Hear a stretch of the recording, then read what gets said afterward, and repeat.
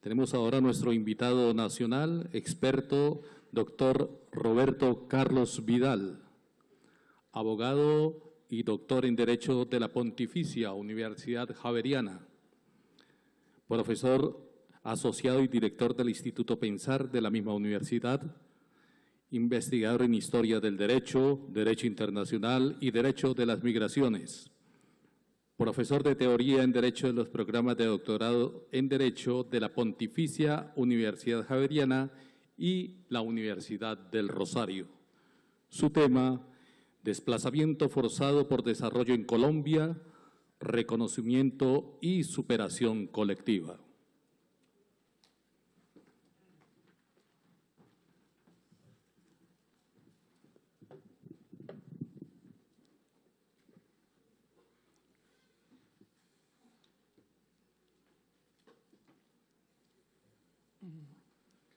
Bien, buenos días. Primero quiero expresar mi más profundo agradecimiento por esta invitación tan honrosa que me hace la Corte Constitucional y su señor presidente.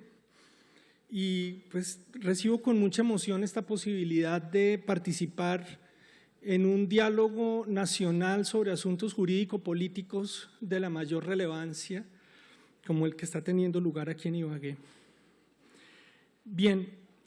yo voy a hablar del desplazamiento forzado por desarrollo y las relaciones que hay entre su concepción global y lo que hemos experimentado en Colombia, tanto en términos fácticos de lo que ha sucedido, como en términos jurídicos de las herramientas y los desarrollos que hemos podido tener al respecto. Bien, el desplazamiento y el reasentamiento de poblaciones motivado por proyectos de desarrollo comenzó a utilizarse como una herramienta de la antropología para estudiar fenómenos históricos en los países descolonizados durante la Guerra Fría. Y hubo estudios muy interesantes en Egipto y en el África. Y en la década de los 60 esa herramienta se aplicó por primera vez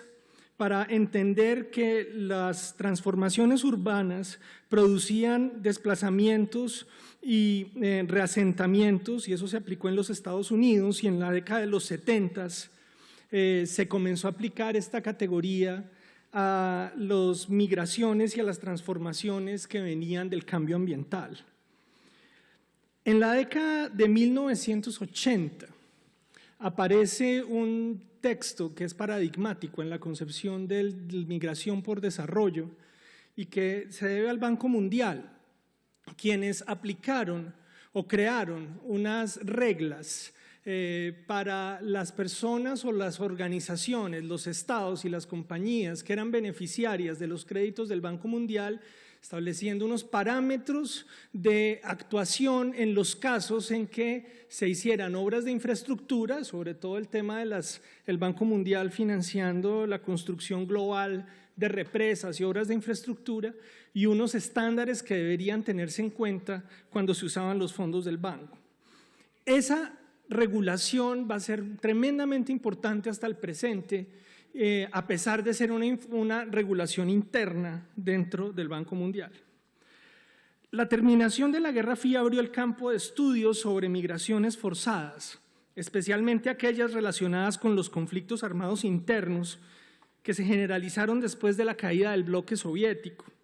Esos estudios dieron origen, por otra parte, a los principios rectores de los desplazamientos internos de 1998 o principios DENC, que han tenido una enorme importancia en definir el campo general del desplazamiento interno y que la intervención de la Corte Constitucional colombiana ha sido fundamental para construir lo que los doctrinantes internacionales han llamado la paulatina definición de una costumbre internacional liderada por el Tribunal Constitucional colombiano respecto de la obligatoriedad de dichos principios en el derecho interno.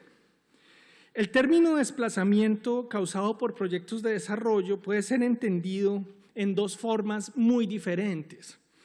Primero es entenderlo como reubicación, que implica un proceso de valoración de riesgos seguido de una ubicación nueva de una población. Eso sería un proceso planeado, adecuadamente financiado y atendido, con mecanismos de participación y de apoyo social y económico en el lugar de llegada, es decir, movimiento acompañado de planeación y control. Y eso es un poco lo que le recuerda a uno lo que el profesor López estaba describiendo, las reubicaciones. Hemos tenido reubicaciones en Colombia, tal vez hay una muy famosa de los años 70 en el pueblo de Guatavita, en Cundinamarca, al norte de Bogotá, donde se construyó una represa, se inundó el pueblo y se construyó una nueva población donde se reubicaron las personas y hasta hoy existe y es un sitio turístico muy interesante y donde no hubo mediación de la violencia. Pero cosa distinta es el desplazamiento forzado por desarrollo, que implica el desalojo de personas o comunidades sin compensación, sin garantías, sin mecanismos de atención social y económica, que conlleva graves violaciones de sus derechos humanos. Y ahí nos ubicamos nosotros en el campo colombiano en las últimas décadas, no en reubicaciones, sino en desplazamientos forzados por desarrollo. Ahora bien, los principios rectores de los desplazamientos internos que dieron forma jurídica y política al campo del desplazamiento incluyeron el desplazamiento por desarrollo, aunque le confirieron una mayor importancia al desplazamiento,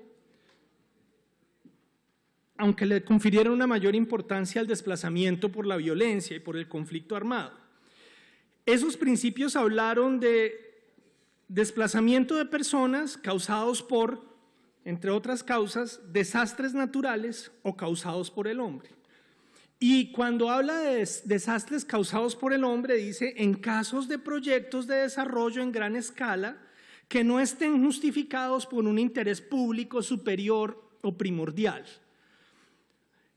Y frente a ello, estos principios rectores recogieron en el derecho internacional de los derechos humanos las guías o los estándares que se habían fijado en las guías del Banco Mundial en los años 80. Y quiero hacer referencia a algunas de las reglas que hoy existen, y ese es mi punto, en el derecho internacional de los derechos humanos para desplazamientos por desarrollo. Y dice, entre otros, si hay desplazamientos, se producen situaciones como estas, entonces las reglas que se aplican son las siguientes. La autoridad estatal facultada por la ley para ordenar tales medidas adoptará una decisión específica y clara. Segundo, se adoptarán medidas adecuadas para facilitar a los futuros desplazados información completa sobre las razones y procedimientos de su desplazamiento. Tercero, se recabará el consentimiento libre e informado de los futuros desplazados. Esto es derecho internacional de los derechos humanos y no está restringido a grupos étnicos. Esto no es la legislación o no son las normas de la Organización Internacional del Trabajo. Son parámetros generales de derechos humanos.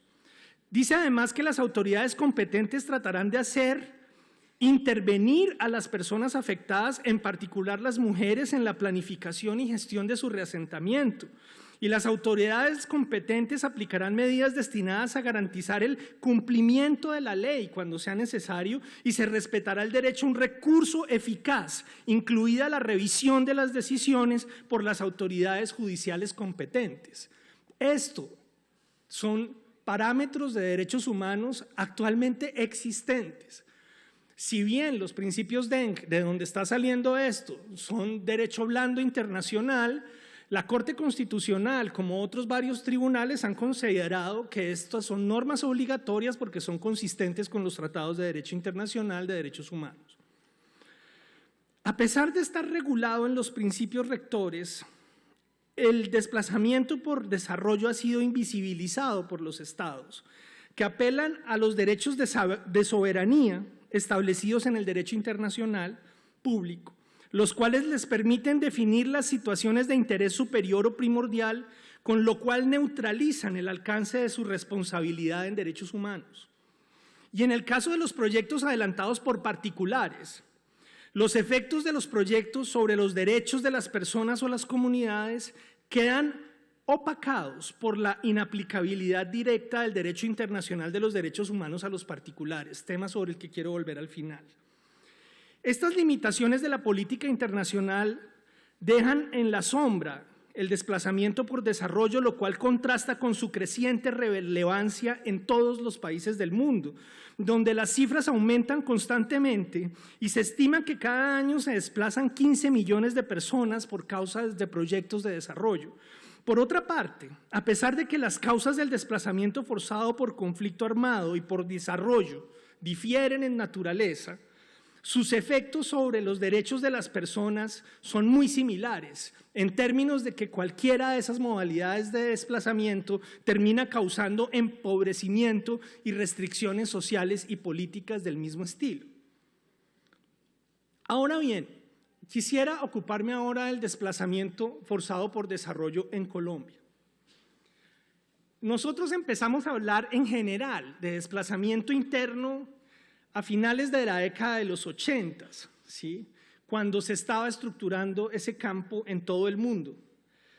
Y eso significó que se empezó a asociar el desplazamiento interno con obligaciones de los estados en términos de derechos humanos, ¿sí?, lo que generó unas obligaciones para el Estado colombiano de gestión de la migración forzada interna y la prevención de flujos internacionales de refugiados. El concepto de desplazamiento a comienzos de los 90 vino a reemplazar las herramientas de atención de desastres que se habían implementado con anterioridad, un poco de lo que hablaba el profesor López. Nosotros hasta comienzos de los 90 tratamos el desplazamiento con herramientas de control de desastres y antes particularmente la categoría de migración campo-ciudad que se había utilizado durante el siglo XX.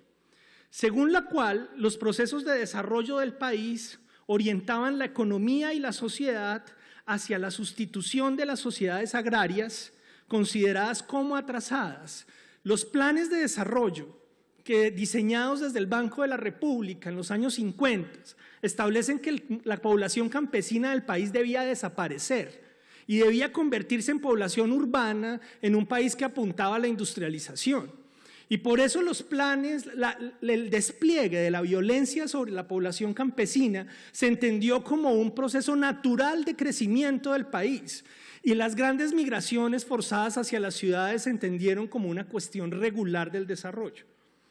Con la introducción del desplazamiento por la violencia, la atención se fijó en las causas derivadas del conflicto armado interno y la violencia criminal generalizada, excluyendo del análisis las fuertes variables económicas que subyacían al proceso de expulsión interna de población. Y en este sentido, en Colombia se reprodujo el modelo de colonialismo interno, implementado primero en las metrópolis coloniales y luego en el sur postcolonial, donde las élites en el poder reprodujeron dentro de los estados las herramientas de dominio político, económico y social de los colonizadores con el pretexto del desarrollo. Ya desde el origen de la República, en el siglo XX, se reeditaron conceptos jurídicos claves para hacer colonialismo interno, como el de res nullius, el de territorios vacíos, que permitía desestimar la presencia de poblaciones indígenas, afros e incluso de campesinos mestizos, con el fin de apropiar para proyectos articulados por élites urbanas, concentrando la propiedad y el mantenimiento del control de las ciudades sobre el campo. Eso sucedió en Colombia, sucedió en la India, sucedió en Brasil. Y normalmente en mediados del siglo XX eso fue explicado con un lenguaje nacionalista de crecimiento. Dentro de ese lenguaje, Colombia no fue la excepción y la minería y las haciendas coloniales fueron reemplazados por cultivos de agroexportación en el 19, que luego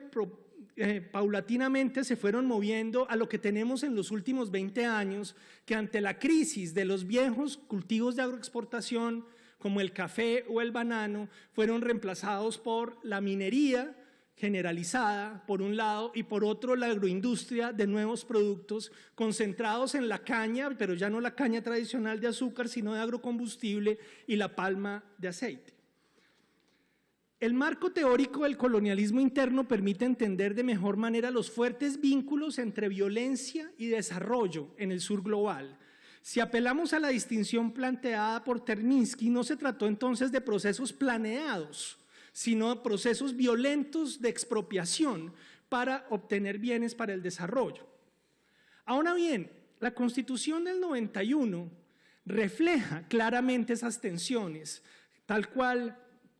el magistrado lo ha reflejado al comienzo en la introducción de este panel. En la Constitución del 91 se establecieron y estuvieron activos los grupos económicos tradicionales del país con sus modelos de desarrollo. Se abrió además la economía a las relaciones globales, se abrió a la privatización del Estado, pero al mismo tiempo movimientos sociales tan importantes como los movimientos afro o los indígenas lograron introducir en la Constitución al mismo tiempo concepciones de desarrollo alternativo con una correspondiente protección de territorios y recursos. De manera que lo que sale del 91, como todas las constituciones contemporáneas, es una constitución que refleja tensiones. La constitución no se puede aplicar todo el tiempo, sino que requiere, y de ahí el valor tan importante de la Corte Constitucional, requiere una permanente interpretación que articule principios que materialmente son contradictorios. Y eso sale del 91. Ahora, junto al sofisticado sistema jurídico institucional del 91, el país presenció una nueva ola de colonialismo interno estimulado en parte por la consolidación de la economía del narcotráfico. La disposición de capitales y las nuevas prioridades de la economía global crearon una ola de proyectos de desarrollo que abandonaron las pretensiones de industrialización para orientarse hacia la producción de materias primas renovables y no renovables, carbón, petróleo, gas, ferroníquel, entre otros minerales, y como ya lo mencioné, la agroindustria centrada en la caña y en la palma africana. La economía colombiana, que se diseñó a partir del 91, requería la disposición de nuevos recursos, muchos de los cuales se encontraban ya protegidos por la Constitución en los territorios étnicos o en las zonas especiales de protección ambiental. Y para poder disponer de esos recursos, se organizaron mecanismos que conectaron los grupos económicos con grupos violentos para poder sacar territorios y recursos del abrigo de la Constitución. Por eso yo quisiera afirmar que en Colombia la migración por causas de desarrollo ha estado permanentemente asociada a la violencia y al ejercicio de la violencia, de manera que se borra la distinción entre desplazamiento por la violencia y desplazamiento por desarrollo, porque las herramientas de violencia, los móviles que estaban detrás de la toma de territorios por parte de grupos paramilitares o grupos guerrilleros, eran móviles de toma de territorios para desarrollar proyectos económicos particulares, y con ello entonces la violencia se convirtió en el mecanismo de expropiación, como ya lo hemos mencionado en esta sala hoy, de bienes colectivos. Ahora bien, se trataba entonces, de una asociación bastante complicada entre violencia y desplazamiento en la que hemos vivido durante los últimos 20, 25 años. Y es una asociación que produjo muchas formas de desplazamiento por desarrollo, entre las que cabría mencionar el causado por la minería y el transporte de recursos mineros, el de la agricultura industrial y la expansión de la frontera agrícola, el de la construcción de obras de infraestructura, represas hidroeléctricas, el de proyectos de transporte, la construcción de carreteras y autopistas, el de las transformaciones urbanas, que creo que no se ha discutido aquí suficientemente, los procesos de gentrificación, que es el cambio de destino del uso del suelo en las ciudades, que está desplazando gente de los sitios de renovación urbana, una corriente que es muy registrada en el mundo y que estamos registrando de manera muy clara en nuestras ciudades. Y por otro, el tema también de la creación y definición de parques nacionales y de zonas de protección ambiental, lo cual genera muchos conflictos, entre otras cosas, por los debates que hay si la generación de parques nacionales y zonas de protección admite que haya gente adentro o no haya gente adentro. Todos problemas políticos tremendamente complejos. Ahora,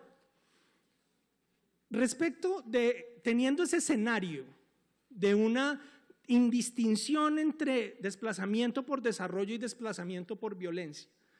yo quisiera ahora hacer referencia y me acerco a terminar al tema de los derechos fundamentales de las personas que están en juego. En el campo del debate público sobre los planes de desarrollo aparecen patentes las limitaciones del sistema democrático y los efectos restrictivos del lenguaje técnico y el impacto terrible que eso tiene sobre la participación política. Recientemente, en esta línea de asesoría de la OSD, se le ha advertido al gobierno colombiano que los procesos de planeación territorial han estado estrictamente concentrados en planeación nacional en Bogotá y se ha hablado de la necesidad, por ejemplo, de descentralizar el Departamento Nacional de Planeación para ser regionales y aspirar a planeaciones regionales. A lo que habría que agregar que los proyectos de desarrollo utilizan un lenguaje técnico muy propio para hablar con los actores internacionales de las entidades bancarias y los privados protagonistas de la inversión, pero un lenguaje que excluye, ¿sí?, el debate y excluye del debate a las poblaciones afectadas en los territorios. El gobierno nacional define los proyectos de desarrollo en instancias técnicas, impermeables al necesario debate político exigido por el derecho internacional de protección de las personas. Cuando tales proyectos pasan al Plan Nacional de Desarrollo o a los documentos COMPES, se revisten de autoridad jurídica, pasando a materializar las nociones de bien común e interés general. Y así configurada, cualquier contestación local puede ser desestimada por particularismo. Porque cuando las localidades y la gente de los territorios contestan, le dicen usted se está enfrentando con el interés general que está en el plan de desarrollo, pero es un plan de desarrollo sobre el que no se puede discutir. Como han señalado los estudiosos indios, los proyectos de desarrollo no victimizan a los sectores privilegiados de la sociedad, ¿cierto? Los pozos de petróleo no se van a abrir en la Plaza de Bolívar ni en el centro financiero de Bogotá o Medellín, sino que se concentran sus efectos en los más vulnerables, que no acceden a los mecanismos políticos de representación en el sistema democrático o carecen de recursos económicos para la representación judicial que les permitiera ejercer resistencia institucional. Y ahí el magistrado nos hablaba de la importancia que tiene la posibilidad de que la población movilice los mecanismos jurídicos, pero el acceso a esos mecanismos jurídicos es tremendamente limitado, comenzando por el problema económico. Sin embargo, las poblaciones en Colombia se organizan en movimientos sociales bastante fuertes y utilizan los derechos de asociación y de protesta social para generar espacios de debate sobre el desarrollo en los espacios públicos.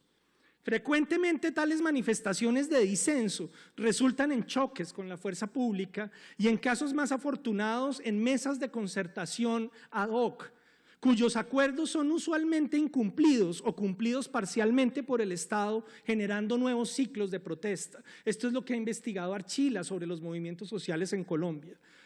De parte de los agentes tradicionales del desarrollo se encuentra un panorama muy distinto. Los grupos con alto poder económico pueden acceder a la representación política en el legislativo y el ejecutivo, de manera que encuentran amplia receptividad entre los funcionarios públicos con quienes mantienen relaciones de largo tiempo, o por vía de sus recursos económicos y políticos, estos sectores acceden a los sofisticados servicios de la comunidad jurídica local que tiene una competencia altísima.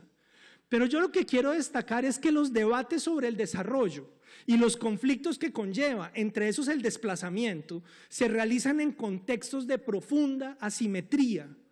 entre el Estado, los particulares de los sectores económicos y políticos privilegiados y las personas de las comunidades vulnerables. Esos sectores no tienen los mismos recursos, no tienen los mismos recursos judiciales, no tienen la misma asesoría jurídica y más aún no tienen la representación política.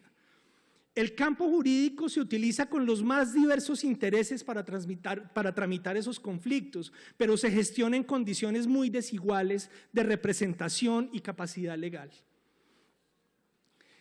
En el campo del desarrollo y el más específico del desplazamiento forzado por proyectos de desarrollo, Se requiere, y esto es lo que quiero proponer, una fuerte y decidida intervención de la Corte Constitucional, que restablezca las garantías de los derechos para las poblaciones más vulnerables, con menos representación política y jurídica, pero paradójicamente mayoritarias en Colombia. El Estado moderno desde el siglo XVII se dio a la tarea de establecer monopolios sobre el poder político, sobre la fuerza, sobre el derecho. El derecho positivo termina por reflejar la voluntad del Estado y del gobierno y las concepciones de desarrollo que allí se diseñan. El control sobre el interés general,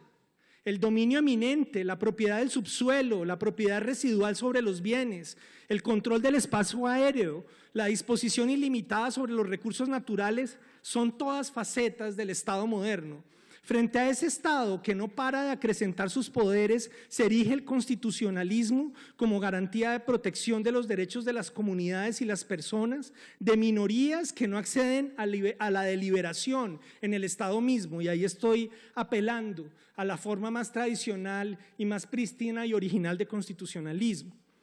Para terminar, quisiera concluir diciendo que nosotros en Colombia tenemos desplazamiento forzado por desarrollo, que ese desplazamiento forzado por desarrollo ha estado empujado por fenómenos de violencia, de manera que desplazamiento por desarrollo y desplazamiento por la violencia en Colombia son fenómenos que están altamente conectados y son sinónimos. Segundo, estoy diciendo que las normas internacionales e internas constitucionales de protección de derechos humanos y derechos fundamentales permiten y ya han abierto el campo para que sea reconocido como una categoría especial por la que se puede fijar el sistema constitucional y el sistema político en ello. Hay herramientas jurídicas para abordar el problema del desplazamiento por desarrollo. No son categorías extraordinarias, ni novedosas, ni nunca vistas. Esas categorías se pueden utilizar ya. Tercero, quiero enfatizar que esa discusión sobre el desarrollo y los efectos nocivos sobre las poblaciones tiene lugar en espacios de, insisto, tremenda asimetría política y legal. Y eso es un problema para la sociedad en su conjunto que no solo tiene que resolver la Corte Constitucional. Tenemos que habilitar mecanismos de representación política y allí es donde las limitaciones del sistema político aparecen en sus peores efectos. Pero también mecanismos de representación legal, de manera que las comunidades accedan a la información, pero también a mecanismos de acción, entre los que se cuentan, por supuesto, las movilizaciones sociales dentro de los marcos de la Constitución. Y finalmente, lo que quiero enfatizar también es reclamar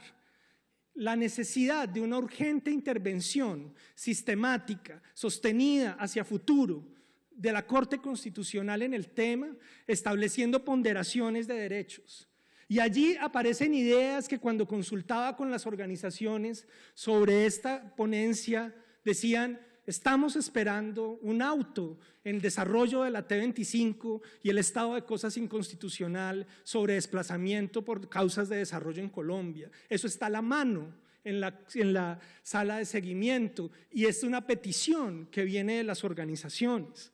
Segundo, estamos pensando también en la necesidad de hablar de la responsabilidad del Estado en los derechos humanos, su responsabilidad en derechos humanos por estas causas, que debe asumir condiciones de prevención, de atención, pero también en el lenguaje de la justicia transicional y las herramientas que tenemos en la Ley 1448, de reparación y garantías de no repetición, y de lograr que se desconecte el ejercicio de la violencia de las obras de desarrollo y que eso impida la generación de nuevas migraciones por esta causa. Finalmente, dos puntos jurídicos que quisiera dejar sentados. También hay mucha inquietud, no solo sobre la responsabilidad estatal en derechos humanos, sino sobre la responsabilidad empresarial en derechos humanos respecto de las violaciones que se generan por proyectos de desarrollo. Y ahí quisiera aclarar que no estoy hablando de responsabilidad social empresarial, término de autorregulación que desgraciadamente uno ve un poco manoseado por las secciones de publicidad de las empresas. Estamos hablando es de derecho, No estamos hablando de buena voluntad, no estamos hablando de amabilidad, no estamos hablando de solidaridad, sino de la necesidad de configurar clarísimas obligaciones de las empresas para prevenir la violación de derechos humanos de las personas, pero también para responder por las violaciones que ya se han realizado.